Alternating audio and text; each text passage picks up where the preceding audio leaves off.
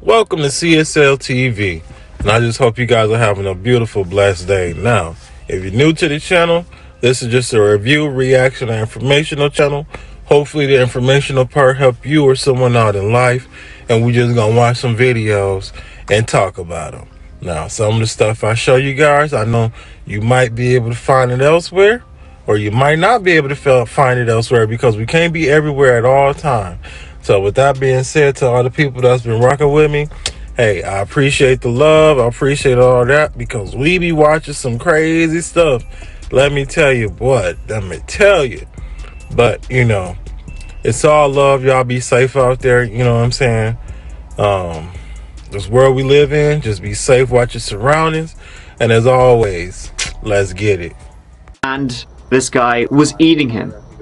He was eating his chest and his cheek and spitting out the flesh. John and Michelle had been married for about 19 years at this point, living the good life, chilling in their garage with the TV on, sipping on beers, waving at folk as they walked by. Neighbor of the beer-swilling couple was a guy named Jeff. He heard something which stopped him dead in his tracks. It was a woman screaming. At 5 minutes later, Jeff called 911. After he had heard the scream, Jeff went outside and saw, in the home of John and Michelle across the road, well, the garage was open. They had been settling in for a few sups, TV on, but now he saw them on the ground, a guy there, hitting them. This guy then attacked Jeff. He fought back, ran through the house, and back home. That's when he noticed he'd been stabbed.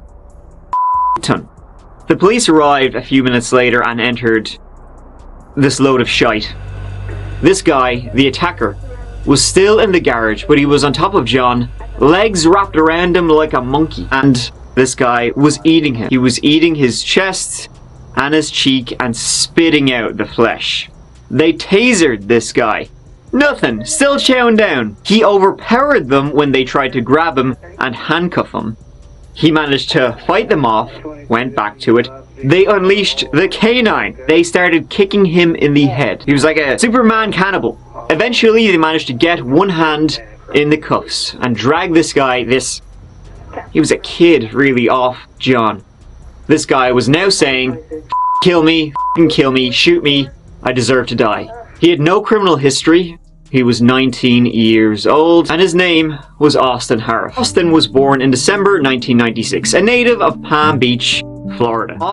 Man, so we already heard in the beginning how he was eating people, or eating someone, eating this guy. You know what I'm saying? So just imagine what in the kind of drugs was you absolutely doing and what was going through your mind. What would make you want to eat people? You know what I'm saying? I don't give a damn what kind of drug you on. What would make somebody want to eat another human being?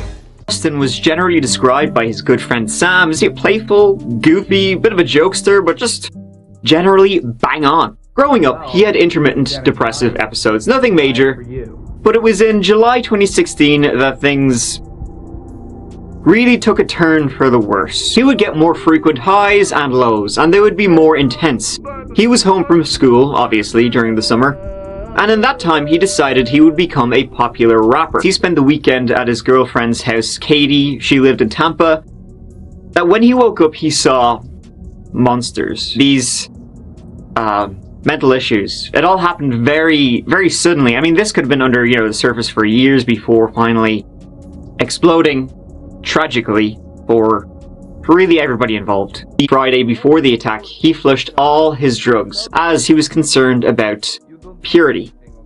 A critical thing happened on the 14th of August, Sunday. The Sunday before. Himself, his dad's girlfriend, and Austin's friend Sam went to a gun show. There, he bought a knife for protection. On Monday, August 15th, Austin woke up quite early and he put on some clothing. He put on a jersey, a football jersey, a Falcons jersey. Good man. It was a Michael Vick jersey. He put it on because he thought he was half dog. He eventually ended up at a fraternity brother's house. Others drank and smoked weed. Austin didn't, but he did begin to feel God-like. He then walked to his mother's house. They all lived in Jupiter, pretty, within a couple of miles of each other. When he got to his mother's house, he was feeling thirsty, so he drank cooking oil and then went back to the restaurant. He stormed out again after nearly punching his dad, after which he ran and, quote, followed the stars. At one point, he encountered an evil figure, a dark figure with a white face, he said, and he fled, screaming from it, and ran toward a lit garage, asking for help.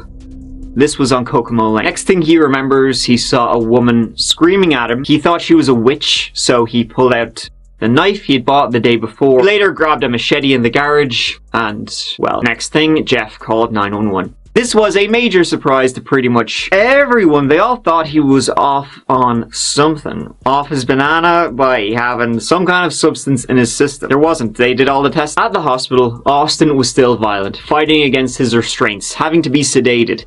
He had cuts on his hands. His thumb was nearly hacked off. But internal injuries to Austin were worse.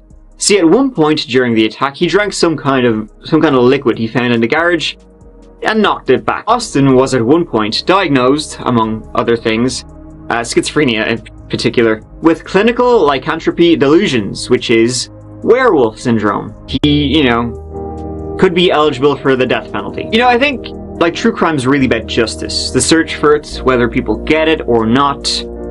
But in this case, is there really any justice to be gotten? I mean, Austin was a victim to an extent as well. He was a victim of his own mental illness that was untreated. I really do appreciate you taking the time to be here. Listen, here, go on. I'll see you as always real soon in the next one. Till then, please look after yourselves. I love you. Man, I wonder, even if he would have got treated, would it still help him? Because, some people, a lot of people got issues and they get treated, you know what I'm saying? But some people feel like they don't need that treatment. And, he is a pretty good looking, guy, where he might just think that, hey, I don't need this. And he's grown enough to make those decisions, and depending on the situation, ain't really much you can do about it because the damage has been done already. But as always, shout out to that chapter. You know what I'm saying? I like his stories. I like everything that this guy has put together and been doing. It's just crazy to see that we was living in a world with people that like eating people. And this isn't the first time we heard about it. Well, this is the first time I heard about this guy. This story is crazy. This is Mahek Bukhari, a 23-year-old fashion influencer who has over 230,000 TikTok followers and millions of likes. She recently posted a video joking about murder, but it turns out it may have been more real than she let on. Shortly after posting that, she and her mother were accused of chasing two 21-year-old guys off the road, effectively murdering them and tearing their car in half. And one of the guys who died was her mother's young lover. Media report the women ran them off the road to hide the affair and their sex tapes.